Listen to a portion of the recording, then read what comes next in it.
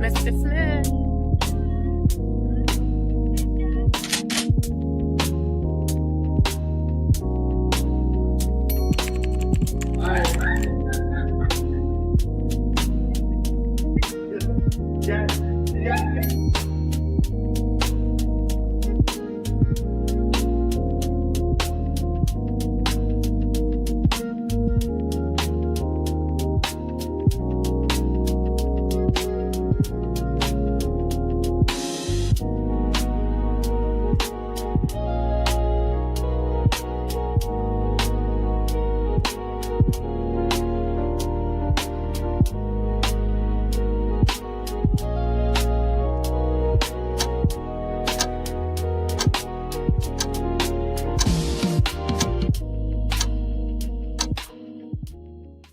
Yeah, what's up? What's good? What's happening? Welcome to the King and Me Show. I'm one half of this thing, King. Hey y'all, it's me, Michelle. How y'all doing? We here at the King and Me Show attempt to offer a real outlook on a healthy relationship. Real being relatable, Entertaining accountable. and loving. Did I catch you mid-sip? My bad, babe. I apologize for that. Y'all, we got one announcement that we can make that we're going to need y'all's help on. And another major announcement that we haven't cleared it with the people yet, but we are going to be moving. We're going to be in partnership. Well, moving on up to the east side. Moving on up to a T. Okay, sorry, go ahead. We're going to be in partnership with an amazing platform here relatively soon. And once they give us the okay to make that announcement, y'all will hear it from us as well. But it is a really big partnership that is going to put us in front of the eyes of a lot of people, babe. Don't be nervous. I'm nervous. I was born for this, okay? No doubt. So be on the lookout for that. Couple of things to get over here, and we're going to get into our topic for today. The voting is open for America's favorite couple. Bam. If you go to our website, thekingandmeshow.com, or look in the description box, or click on the link that I'm going to put in the live stream. There are so many places that we can go in here that y'all can vote for us as America's favorite couple. As of right now, Okay, kiss. I'll take a kiss. Yeah. Look at us. Look at us. As of right now, we're in first place. But in order to do that and stay in first place, we're going to need y'all to go in and vote. So please hit the link, check the description, look on our platform. We're going to be marketing this thing. We can only win first place with the help of y'all, the viewer. So we're excited about this. Voting just opened today. The first round is going to go through July the 10th. Click on the link, vote for us, and do it again, and do it again, and do it again. Please, please, please. You can vote for free once a day, or you can pay to be able to vote more. We'll just take your one, we will take your one vote a day and be appreciative of it so very much. So thank you, thank you, thank you. Thank you. All right. We've got a lot of people in the building, and we're happy for the people that choose to spend some time with us here over the next hour. Yeah. While we talk about what we talk about here and show some love. So today's topic. Prenup or nope. Let's talk about it. Babe. What's that? Before the age of 18, have you heard or did you understand what a prenuptial agreement was? No, I don't think before the age of 18 I had ever heard of a prenup unless I saw it on a television show, because I was one of those kids who watched like really, really advanced television shows from my age. So unless it was like subtly dropped in there, I don't think I knew anyone who ever had a prenup or anything like that. But then again, you're also talking to someone who grew up in Baltimore City. My family's Jamaican. I didn't come from wealth. So that wasn't a term that I needed to hear, because even when I did start hearing about prenups were often associated with people who had some level of wealth coming into their marriage. Okay. And my family didn't come from wealth on either side, so no. All right, cool. Now break down what a prenuptial agreement is. My definition, Michelle's definition of a prenuptial agreement. So prenuptial meaning before, nuptials before you get married. A prenuptial agreement, or prenup as it's called so often, is an agreement between two parties who are about to enter a marriage where they are essentially deciding how assets will be divided should the relationship not last. So should the marriage end, the prenuptial agreement decides how assets will be allocated. I think that's the cleanest way to put it. It can differ from person to person. Sometimes the assets do pertain to money or property. Other times the assets can be something that was sentimental, that type of stuff. It also covers language for, depending on, it could cover how things will be divided with kids, or anything like that. So covers all of that. Basically covers the what ifs. Okay. So let's get into the first thing here that we've got prepared. And when you think about preparing for marriage, what's more important? Emotional security or financial security, or a combination of things? I say a combination of things, right? Like, I can't think of any person who, no matter where they are on the wealth scale, who wanted to get married and financially struggle for the rest of their lives with their partner. Like, I don't think there's anyone who enters into a relationship or a marriage thinking like that. So I think there is a level of financial security that one hopes for when entering into a marriage. But for me, I would say it's definitely emotional security. I need to be emotionally secure so that I can be emotionally vulnerable in that relationship. And if I don't feel emotional security, I won't be able to be emotionally vulnerable. Okay. So I see this question, and I think that it's also, like you said, a combination of things. Now, to me, what's important really is relevant to you, and then the discussion that you have with the person that you're looking at being in a relationship with. Now, I know that this talks about when you're thinking about a marriage, but in my opinion, whether it's a marriage or a long-term relationship, you should still have a talk and realize what's important to you so that you could have some security, not just in the relationship, but life beyond the relationship. That's how I look at it anyway. That's fair. I think that's very true. And obviously we're going with the term prenup or prenup, so we're focusing on that marital aspect, but you're 100% right. If you were entering a long-term relationship with someone, a living arrangement with someone, there needs to be something that's written out to explain division of assets should the relationship not continue on, or should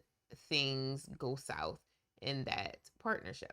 And there's nothing wrong with identifying that and highlighting it and making sure that it is in writing, in a legally binding writing agreement. Written agreement.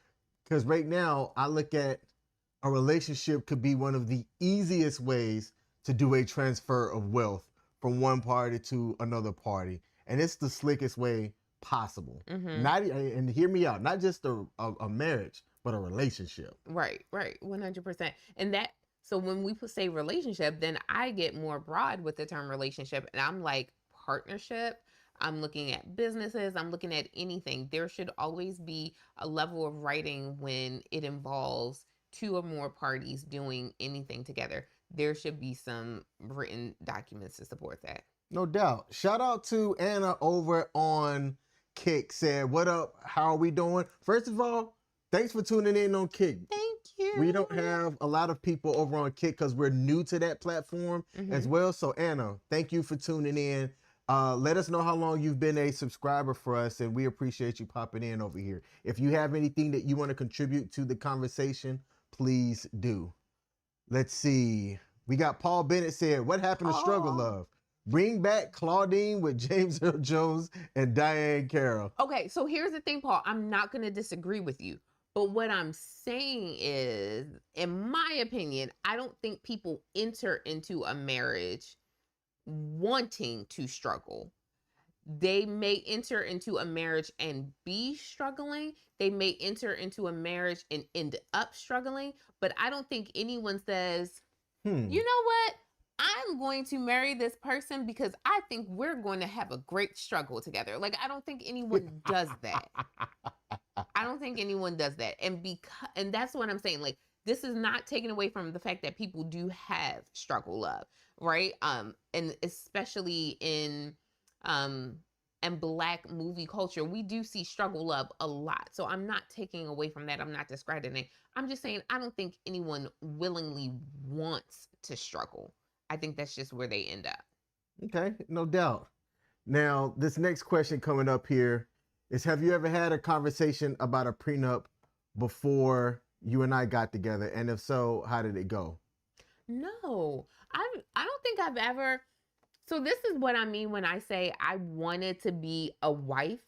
No, I wanted to be married in the past, but I was never really married to be ready to be a wife, because I had never had conversations about finance with anyone that I dated prior to you. Because they didn't have finances, so it was a really short conversation. Honestly, that's the lame answer. I think the real answer is, I honestly don't know. We just never had those real discussions. I lived with someone before you, so there was a very surface level of discussion that went on about finances, but we didn't even operate from a one pot standpoint. We had a joint bank account, so we both put money into that account to be able to pay the bills, but we never really had a conversation about finances. So it never even got to the point where I could consider, hey, let's talk about a prenup. Okay. Never got to that point. Shout out to Pete for joining. Thanks for tuning in. Shout out to my pops, Larry Smith, in the building. Said, hope you guys are doing well. Hey, Pops, good to see you, man. Thanks for tuning in. Let's see. So what about you, sir? I did not. Okay, why not? I did not. I really didn't. It wasn't hammered into my brain. I got married young. So it wasn't something that, like, they talk about it in the military. It is one of the things that they will hit you with, because people would join at 18, get married at 19, right? Mm-hmm. And it's just one of those things. So as you're getting through and you're having these discussions, when you're young, you're kind of like naive. And even though it was actually very similar to you, young, and when you don't really have a lot, you don't think to have that conversation, because what are you protecting? Exactly. Now, I was literally about to say that. What are you protecting? Now, it would seem like people that do have things that have assets that were maybe passed down to them or given to them, they likely have had that conversation from the people above them. Like, for example, Castle set up to do pretty good in life. To do pretty good in life. And in my opinion, no matter if whoever she decides to get into a relationship with, if she has a long-term thing, and let's say that person has about the same wealth as her or more or less, I would say that they should have a talk about prenups before aligning themselves together. And I take that a step further to say yes, 100%.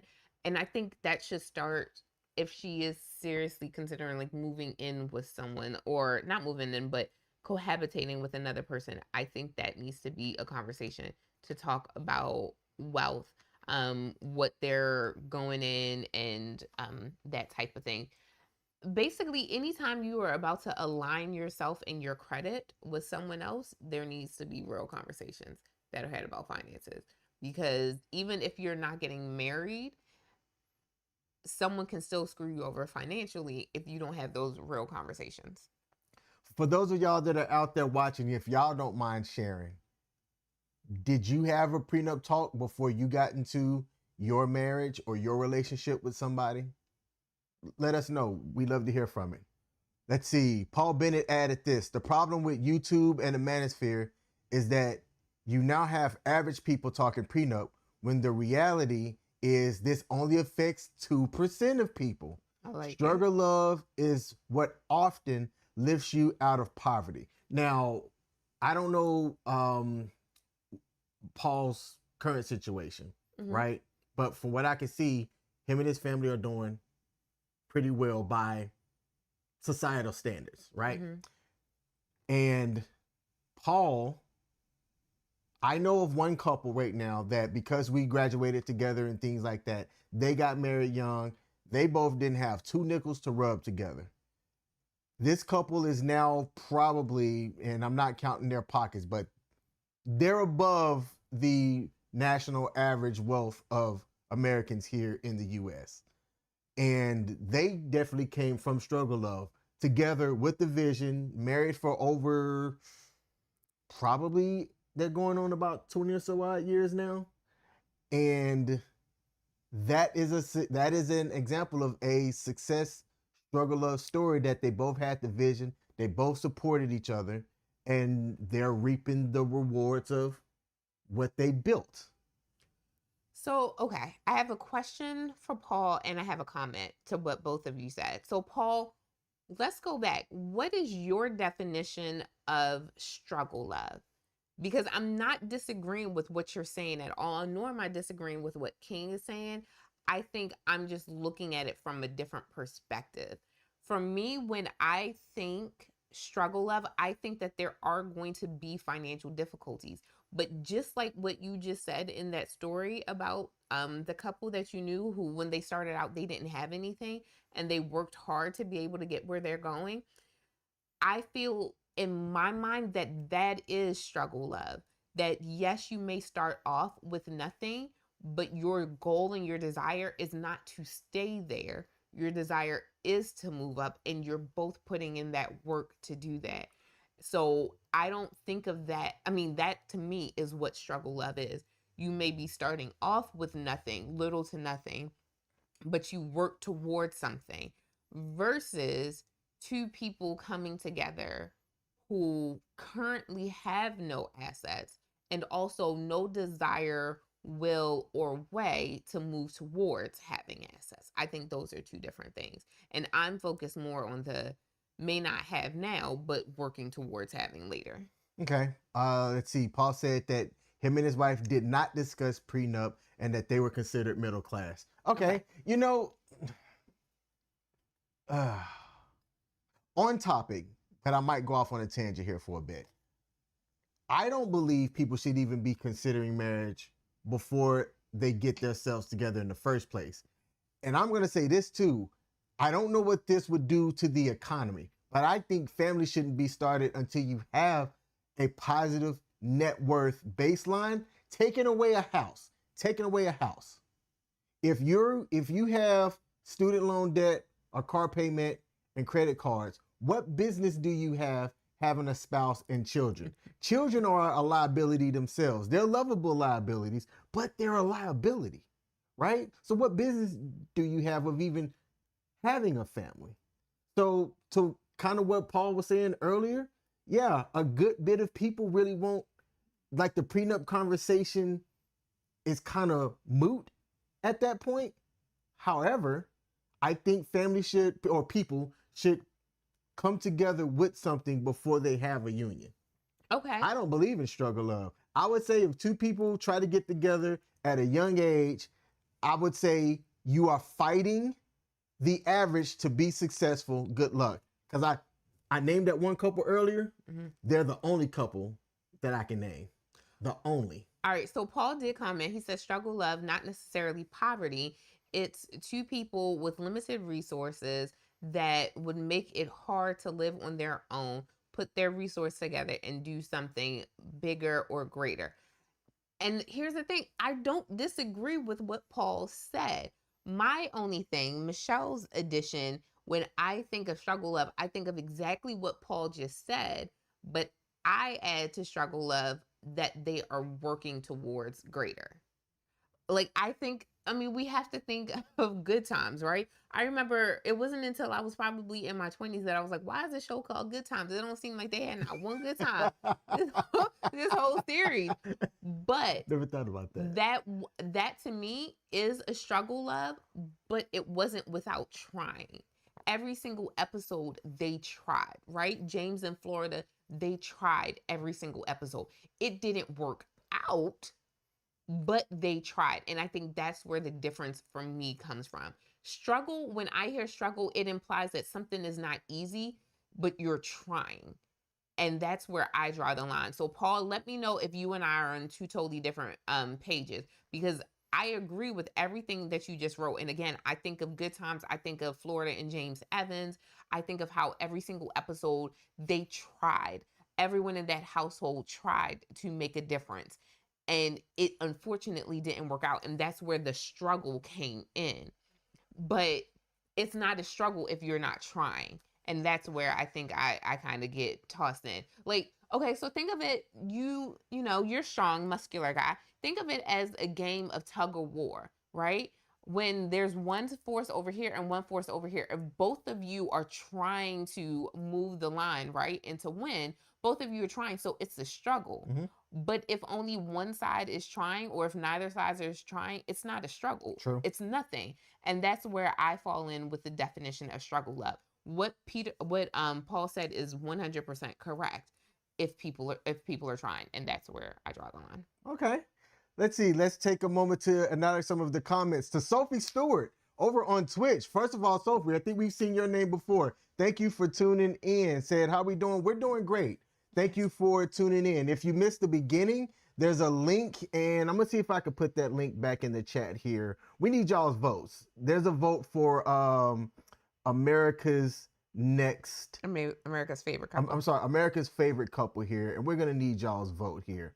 So I'm gonna put this up in here, and that's the link. If you're able to click the link, great. If not, go to either our website, thekingandmeshow.com, or check out our social medias, as we're gonna have the link to where you can go vote so that we could win America's favorite couple. Yes, please and thank you. And I also had to laugh at Prior Sir said that Unc Loki looked like Daniel Cormier. He's a mixed martial artist. So okay. I saw that name and cracked up laughing because I'm like, we could be related.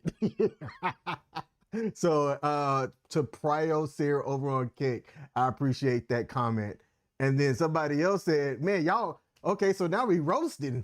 Hater number 13 said Unky Loki looked like Mickey Mouse. Well, you know what's funny? Growing up, Mickey Mouse was my favorite character. So there we go. Hey, I'll take it. You know what? A good roast is fun or funny depending on the moment and things like that. Yes. So hey, to who's that? Hater number 13, I appreciate you popping in. Thanks for the laugh. Let's see. Pete said, just vote for you on me again. That's 5 that I owe you now. Bet. Pete said, what is considered middle class? So I'm skewed because of living in Maryland. Like, to me, middle class is, and I'm not going to go by what the actual definition is, because it's not, to me, what you would consider as your earning and your income. To me, it's like what your net worth is, right? So, because you could be earning $200,000 annually, but if your net worth is negative, are you middle class? I don't know. So I hear what you're saying. For you, you look at overall, what do you have at the end of the day? So net worth, we're thinking about assets minus liability. That leaves your general worth, net worth behind, and that's where you're classifying it. Not gonna disagree with that, but I think if Peter is in need of a definition, it's essentially that group that is not that group that's above the poverty line, which is going to differ from state to state, which is why it's hard to say what middle class is, because it does differ from state to state. But they are typically depending on the state, they're definitely earning or bringing home less than 6 figures. And it depends state to state. There is no cleaner way to put that. All right, let me scroll back up here because I saw that Paul said responded. something here. Paul said, Michelle, no problem with your addition. Your addition. Okay, with your addition. There's a goal to improve. Our parents were poor. We were upper middle class. We pray our children will do even better. From slavery to today, we rise. And see, that's what I'm saying. Like, I love that. And that is where the struggle comes in, because you are attempting to do work. You're attempting to do better. So I have no problem with your definition. Thank you. Thank you, Paul. By the way, Paul, does your wife watch with you? Like, is it just you? Because if, we've always just said Paul, but like, what if it's a Mr. He Said and Mrs. She Said thing where we only see one name, but it's both of them? Nah, it's just him. He said that he primarily walks his dog or goes on a walk or something around this time and plays us when he's out doing this walk, which is dope, by the way. Yeah, thank you. I played him the last time that I went to the gym. Him and Pete were on, and I just listened to them while I was on the treadmill. And it was difficult because I wanted to like type some stuff too, and I can't chew gum and walk. It's so okay, baby, I still love you. Let's see. All right, next question we have up here is, what comes to mind when you hear the word prenup? Protection or distrust? Okay, so I'm sorry. Were you going to go? Go ahead. You have the floor. Paul earlier said that when he got married to his wife, and again, they've been married, I'm just going to round here, like 3 decades. Yeah. So they've been married for a minute, right? They've been together for a minute and some change. They never considered prenup.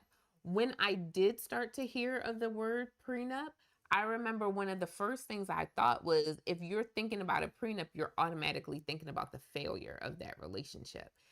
And that was a mentality that I held on to for a long time. When you consider a prenup, you're automatically thinking about the failure and the demise of that relationship. You're not wishing anything good on that relationship. And I believe that for a really, really long time. I don't necessarily believe that anymore.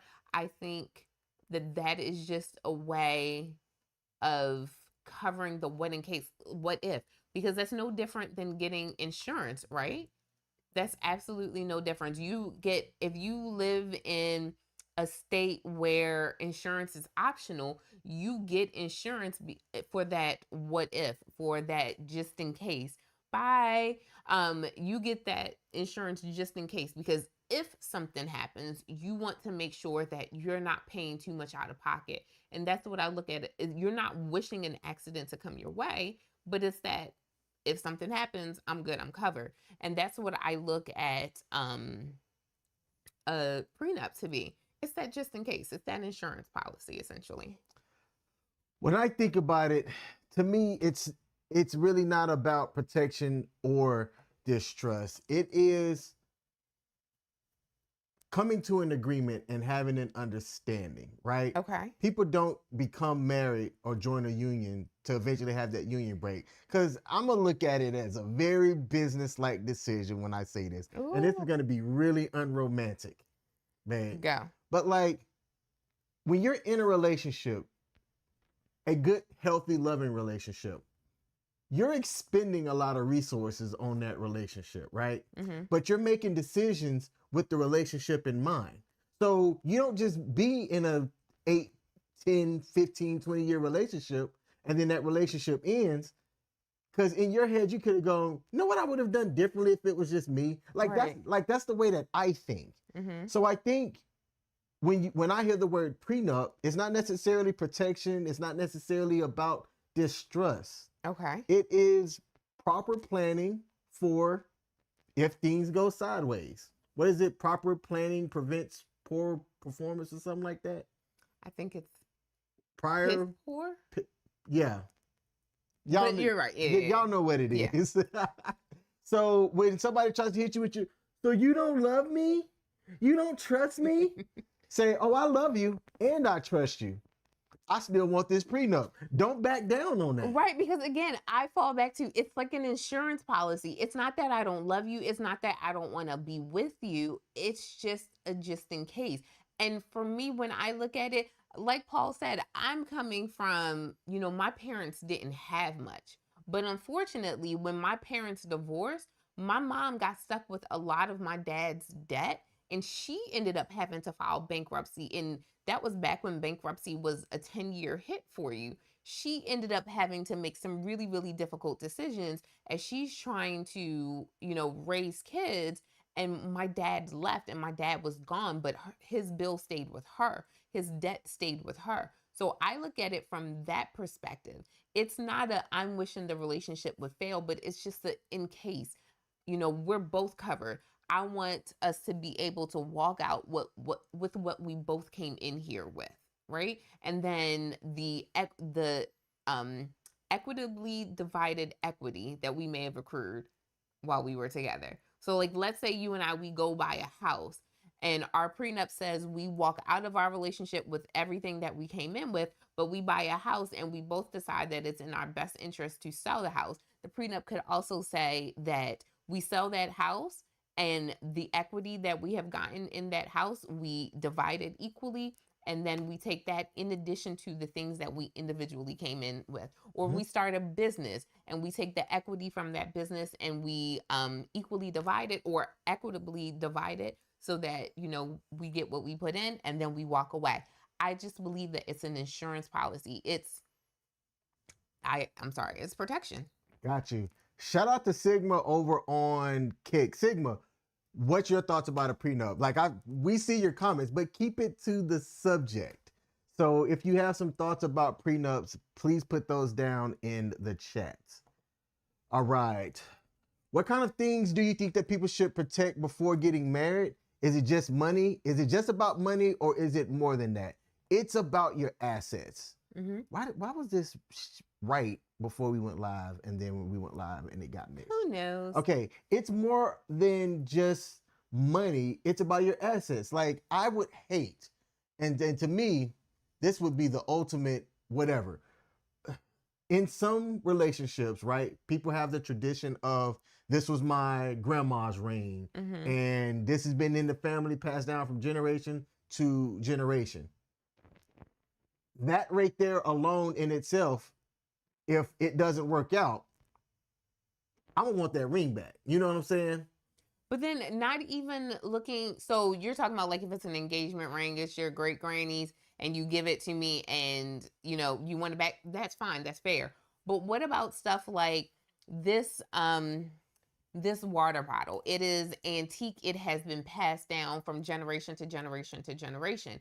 Technically in some states, we get married, it may have been passed down in my family, but because we're married, it also belongs to you now. That wouldn't be a state I'd be married in. But and that's my interpretation that when you two get married, some things, unless it's finally paperworked and documented, that it can go to either spouse. And I know you're going to confirm just to keep me honest, and I appreciate it. Nope. But it's because of stuff like that. Like you're not just thinking about money, you're thinking about the fact that it's anything that can be protected. So that's what I want to cover. I want all of those things to be covered. Okay. I don't have anything different to add to that. Like it really should be about what things that you value. Mm-hmm. Some people, when they have the divorce and the split, you're fighting over. Shout out to Henry Resilient over on YouTube. Yeah. How is he? He's doing good. He's doing fantastic. Like there are some things that, life be lifing, of course, with somebody that's really vindictive, but okay. He's doing good. Shout out to Henry. Henry would do this thing where he was like, we're fighting over this baking pan. and he would just have this prop of a baking pan when he was going through his divorce with his now ex-wife. And it's things like that really that just makes it that's frustrating to me. The relationship didn't work out. The way that I look at it, because of the type of mindset that I have, let's say I didn't go into something with a prenup. I go, you can have everything. Because you know what? Like Jay-Z said, I'm a hustler. No, not that was Cassidy. I'm a hustler. I'm a hustler, homie. I'm going to get it back. I'm going to get it back. Right? But the things that I would value were those sentimental things that might have been passed down that I had before we got into the relationship that I would want to make sure stayed mine. Okay. So first, we got your uncle who popped in. So thank you so much for joining us, Nathaniel Smith. And he said no prenup. No prenup? Go ahead. Like, are you saying that you've never had the prenup talk or you would never do it? Fair. Because, 2 different questions. Because, man, Paul, I know you said that you didn't have one. You know, y'all plan on, you know, going the distance and all of that. But I'd even be like, what about a postnuptial? There's also something, and I say this in the most respectful way possible. They're around the same age too, so it could be a generational thing. They are. Yeah, Nate and Paul, y'all are about the same age. But then going back to Paul, so thank you so much for popping in. Oh, let's see what he said. Paul said prenups typically don't cover assets acquired in marriage. In some states, it's 50-50, period. Yes, depending on the time that you've been married. California is definitely one of those states. So if you start a business, it's split or sold, a house sold. I did a quick AI overview because I wanted to not to make sure Paul was right, because I believe that he is right. Again, California is definitely one of those states. You're married for 10 years, it's a 50-50 split. But I also wanted to see more in depth about what a prenup covers. Prenups can include asset division in general if you're in one of those states where it's not an automatic 50-50. Debt management. So again, we've acquired this debt, or now that we're one and your debt becomes my debt, if we go back to being 2 again, how does that division of debt get set up? Spousal support. So, you know, talk of alimony, if there are kids involved, like all of that stuff can be covered in a prenup as well. And again, you don't want to plan for the worst, but I mean, you don't want to assume the worst and wish the worst on the situation, but it's kind of like an insurance policy. You want to be able to be prepared in case the worst happens. And then what else? And it says provision for children and business interests as well. So all of that can be covered in a prenup, which again, I think is pretty fair. Okay. Nate said wouldn't do it. It's kind of tacky in his opinion. Right. So these are 2 totally different men from 2 different parts of the country. I wonder if there's a level of this is just, you know, where they're thinking, or if it's more of a generational thing. So is it that, I want to be respectful. Y'all don't come for me. Is it that our more seasoned generations just don't believe in prenups? Like, unless you are from that specific 2% point of the population, they don't believe in prenups? Or is it that, you know, the younger generation, we feel like we have more to lose, so we want to protect it all? Ooh, interesting. Let's see. Nate said, "You saying I'm old?" I did not say that. Did you hear me say that? I did not say. I said seasoned. Okay, I said seasoned. You know what? Nate's got to be, Nate, when you coming up here? I've been down there or whatnot, but Nate's got to pull up this direction, man. Whenever you got some time, Nate, come up to DC. It's been a minute since we've hung out. Let's see. Next question here. Would it be a red flag to you if somebody was offended by a prenup? Absolutely. 1,000%. 100%. Full stop. Abort mission. Abort mission. There isn't anything that you can tell me that would convince me otherwise. But babe, it's about love. You're supposed to love me. No. But babe, No. if you put this prenup on me, you're already dooming the relationship. No, I'm not. But babe, I'm protecting us both. It's a protection for both if of us. if you really loved me, you wouldn't have me do a prenup. First of all, I would never say that to him. Like he's laying it on thick, but we both know I wouldn't say that to him. I'd be the first one recommending it. And not because I am so wealthy right now, but because I know that he's coming from, he's already been married. He's already been down that road, and I know financially what that divorce did to him, and I'm trying to look out for him. So I would suggest a prenup just to make sure that he's able to walk in and out if there's an out, knowing that he is safe and secure, and I'm not going to do anything beyond what I said I would do. Because before a wedding, you can say, "Oh, I would never do that. I would never hurt you. I would never take all of that." And then you're sitting at the table with your lawyers and you're like, "Nope, give me all of that. I earned that. I earned that. That's mine too." So it's more for protection for him, if anything.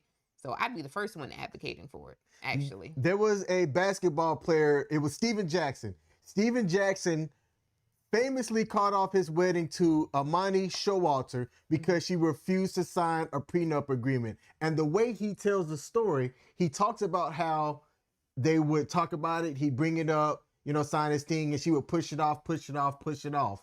And then the day of the wedding comes, and he's like, "Hey, so have you signed that prenup yet?" And she was like, "No." And then she started crying because she was trying to push to get to the wedding. So he goes, "Wedding ain't happening. You haven't signed this prenup." And it wasn't like it was brought up a week before or 2 weeks before. It was like 2 years before. Mm-hmm. And she kept pushing it off, pushing off. And then finally she was like, "Well, I'm going to sign it." And then he goes, "No," because there's been stories of people contesting it, saying that they signed it under duress. Yeah. So he famously called it off. He said that her family and uncles and brothers were coming in like threatening him and trying to call him all types of names and all this and that. But to me, right there, she showed him, because if it wasn't about the prenup and it was about the marriage itself, you would have done it. You would have done it. All right, so your uncle mentioned the elephant in the room. I'm trying to get this elephant to balance on my finger. Hey. Your uncle mentioned the elephant in the room, Travis Hunter, how he's younger than all of us and he didn't sign a prenup. I'll let you take this one because this answer is going to get devoured later this week in social media. I'm going to let you go ahead. I'll let you go for it. I mean, no disrespect to Travis Hunter and his wife, Leanne. Congratulations on your marriage. Anybody who would put a money sign on their ring finger isn't somebody that King Smith would be willing to trust going forward. That's all I'm going to say. I'm going to say, actually, no, that Travis Hunter did not have anybody in his corner to protect that young man and his assets going forward. Now, they prove us wrong 30, 40, 50, 60 years down the line. Last words on them. And I'll be like, you know what? I was wrong. I will eat humble pie. I will eat humble pie in a heartbeat. If I'm a betting man, which I am, she gonna take that food to the cleaners. And again, I'm not them. I do not have his level of wealth. I understand that. But I agree with you 1,000%. I don't know her. I've never met either one of them a day in my life. I didn't know anything about Travis Hunter until the draft came. But because we do so often judge a book by its cover, she does have a $sign tattooed on her ring finger. I'm just really surprised. Volumes. I'm surprised that Coach Prime, with what Coach Prime has been through, didn't more persuade Travis to go that route. He seems like a second father figure to him. I think I personally think, when you go through marriage counseling, especially if you just have an officiant, they're not going to make you go through marriage counseling. But pastors and clergy members make you go through premarital counseling. And I know that in premarital counseling, one of the things that they talk about are finances. And I get it. No person of the cloth is going to outright say you should have a prenup. But I find it hard to believe that there was no one around him who heavily stressed the importance of protecting the wealth that you are building. Like, where were his financial advisors? I know he doesn't balance his own checkbook and handle all of his own finances. Where were all of those people heavily encouraging him? Or maybe he's outsmarting all of us, and maybe he plans on getting all these properties in his mama's name and, doing all that so that it can't be, if divorce ever happens down the line, it can't come after him because he done put everything in his mama's name. Who knows? Because wasn't there someone who famously did that? They put all of their assets that they acquired in marriage and their mama player. Yeah, put all of their assets. Oh yeah, I remember that. Put all of their assets in their mama's name. That way, when it came time for the divorce to come, there was nothing for the wife to come after because everything was in the mom's name. Mm-hmm. Now, with all of this talk, if you're saying, well, King, how would we go about drafting a prenup or getting one done? I would say take the opportunity and take the time to talk to a lawyer. Mm-hmm. That you're investing in yourself by doing that. That's what I would recommend. That couple of $100 or $1,000 or however much it's going to cost, investment up front can save you on the back end. And even if you feel like you don't have that much, but you want to be able to do some level of protection, at the end of the day, just take time to jot down some things. Like, you and your partner come together, the two of you sit, you draft out some things, and then go sign it, have it signed and notarized by a notary public in your state. Do that. Like, that's something simple where you're outlining, this is what I have when I'm coming into the relationship. And should this relationship not work out, this is what I would like to have. Is it as legally binding as a full-on prenup? No, but at least it's a place to start. Speaking of time, shout out to Tom. Tom's in the building over on YouTube, said King and Queen chat. Family stay consistent and healthy, focused, and motivated every day. Absolutely. Now, I was curious because one of the wealthiest people. He said Tom Brady too. Tom Brady did the same thing, put everything, and I'm gonna put my L in my mama name. Who was that comedian that said that? Oh, was it a comedian or was it a rapper? It was BET comedy. It's like the old Comic View. I'm gonna put my L in my mama name. Anyway, y'all likely heard the name Jeff Bezos. Jeff Bezos recently got married to his wife, Lauren Sanchez, and it has been revealed that they did get a prenup, a multi-million-dollar prenup, in the wake of Bezos' first marriage and divorce, in which his ex-wife got $38 billion. And everybody benefited from that divorce. Billion. We all did. My alma mater got money. I was so happy. I was like, oh, look, Morgan is getting money. Yeah, sis was giving out the money. She was like, you get some millions and you get some millions. So in a private wedding in which a combined like 500 billion was in the room at estimated based on the fact that Bill Gates was in attendance and you had Bezos there. Bezos and Sanchez legally married in the U.S. before their $55 million wedding in Venice. Now, the reason why is often a marriage in a foreign country is not valid in the USA, or that it creates other issues. So it was likely that they were already married before they had that destination wedding. Yeah.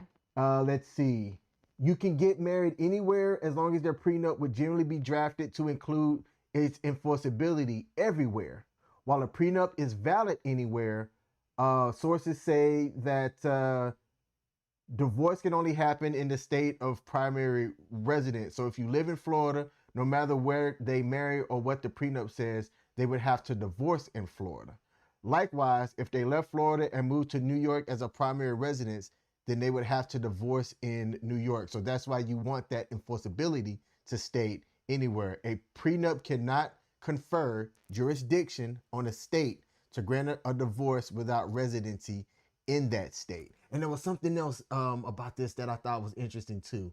So you had the prenup, them getting married beforehand. Man, I was reading y'all. While you think about it, so that whole part that he just mentioned about enforceability, because I can't remember who the celebrity was, But there was a couple that when they were headed towards divorce, I believe the wife moved and changed her permanent residency to California or one of those states where it's an automatic 50-50, and filed for divorce from that state specifically so that she could financially benefit more in the divorce. And Tom popped in with some comments. Gary Owen, the comedian. That's who it was. Okay. He talked about how his ex-wife wanted to file in California versus Ohio, which is where, they live, because the California courts would be a lot more favorable in the divorce. So they dodged until he was able to serve her from Ohio. Yeah. Let's see. Tom said, I'm sorry to say this. It's not 1965, 70s, or 80s. Love has changed. It is every person for themselves. And he says, let's say I get married and my wife has a ton of money. That money is not mine. If I'm coming into the relationship with a duffel bag, I'm going to leave with that duffel bag. But see, we have that same thought process. And Michelle, I love you, also thinks that way. Now, there is what you say, and then there is what you do. Which is why I'm okay with a prenup, because I'm willing to put that on paper that I'm fine walking out with what I have when I came in and equitably dividing what we have acquired. I always said that if I got with somebody that was a multimillionaire and they said sign this prenup, I'd be like, where's the dotted line? Because to me, it's not about what I can leave with. Yeah. Last week there was a story, and I don't know the names, but I think it was an actor. He was married and divorced within 18 months, and his ex-wife walked out with millions. And he said, pretty much, I regretted every single, I regretted the decision to do it. And I'm like, she was a predator at that point, and she found prey. Because to go under 2 years and then walk away with cash and prizes, that right there is going to make a person, it doesn't matter what your gender is, that's going to make a person go, yep, like Tom said, love is a business, or relationships are a business. But see, I also look at it from the standpoint of those who are willing to sign the prenup. I believe it comes more from a place of love. Like, if you are willing to do that, then that tells me that you more so are in it for the long run. If it's presented to you, like if you're with someone who's not presenting it to you, that's totally different. I'm not saying that that should happen. But if you are with, let's say you and I are getting married and you present me with a prenup, if it really is based on love, then okay, why am I having a problem signing this? But if I know that deep down I could make more, then yeah, I might have a problem with signing a prenup now. If it's based on love, it shouldn't be a problem. Again, if it isn't love, why do we feel this way? It's okay. We don't know the words to songs. Yeah, I don't never know words to songs. Okay, so we are coming up on that time. Last question that pops up here is this. So, King, is it prenup or prenup for me, and why? Y'all should know my stance. And it is prenup for me. Protect yourself, fool. Michelle? All right, it's definitely prenup all the way. I do want to highlight something your uncle said. He said that's not true. The two shall be one. It's not your money, it's y'all's money. I don't disagree with that. However, I also look at it in the perspective as, but what about what you came in with before? If I have $50 before we get married, and that's all I had to my name, and King had $75, and like that's what he worked his whole life to acquire, and we come together, I don't look at that to say that, oh, we have $125 to split between the two of us should something not work out, because I didn't earn 70. I didn't have that 75. I had 50 when I came into it. And that's where I feel a prenup protects. I'm a big fan of insurance, and I look at a prenup as an insurance policy. So I'm for it. Okay. So it is 7:54, and we are going to close out the show here. I did get permission to make the other announcement as well. So we are going to go ahead and do that. Go for it. So recap before I do, again, go vote. Vote for us as America's favorite couple. And as of right now, We are in first place. So click on the link. Link is in the description. Go to our social medias. We're going to have it everywhere. So if you say, what's the link? Check out our social medias. It's there. Please go vote for us. That would be awesome. Y'all could be like, y'all know what? I know America's favorite couple. I voted for them. Again, you get one free vote a day. So you can vote every single day. Like just put a quick little reminder in your phone all the way up till the 10th so that you can continue voting for us. We want to be able to push through to the second round. So continue voting for us, please. And thank you. And the second thing, I got the confirmation that I can make the announcement. We can make it on our side. Ooh. We are going to be in partnership. Speaking of partnerships, with WTF Nation Radio. And that is huge for us. WTF Nation Radio is an online radio platform that is in front of 1.7 million followers. Their audience is primarily military and veteran and things like that. And we were approached by the station manager that asked if we wanted to bring our show over there in a partnership. Mm-hmm. We're ironing out the details on what that means. The date of the show is not going to change. The time of the show, not going to change. Not really. Ish. Not really. So be on the lookout for that. They did say that we could make the announcement on our side. They haven't made the announcement on their side as of yet. So that's kind of the details. We got a huge partnership coming up. Expect those changes and things. Expect a prenup. We're going to have a prenup. We're going to have a contract. To be revealed here in the near future, probably sometime after August or so.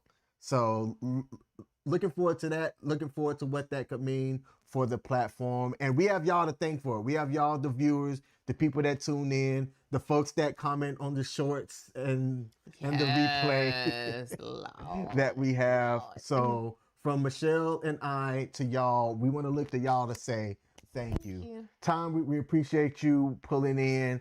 He talked about my favorite Black love couple of all time is Ozzie Davis and Soror. Ruby D. May they both rest in peace. Now that was Black love. Let's see. So it's wild when you listen to groups like Switch, I Call Your Name, LTD Love Ballad, or We Deserve Each Other, Marvin Gaye, Distant Lover. I can go on for days. I'm sorry. You got the time crunch. My bad. It's all good. So thank y'all for tuning in. We will be live next week. Michelle is going to be doing some traveling over on the road again. Yes. You got this, babe. You're going to be heading over to the West Coast. And then y'all, Pacific Standard Time. She's going to come off the plane, come to the studio, and we're going to go live. Yeah. So we said no excuses. And then the Monday after that, we'll be in Japan. We have to figure some things out. Oh, yeah. We're going to have to figure that out for those 2 weeks. But we love you all so much. Don't forget to vote for us. America's favorite couple. Tis King, tis Michelle. Look at that. Like, come on. We were matching shirts. Like, it doesn't get any better than that. Thanks for tuning in, y'all. Peace.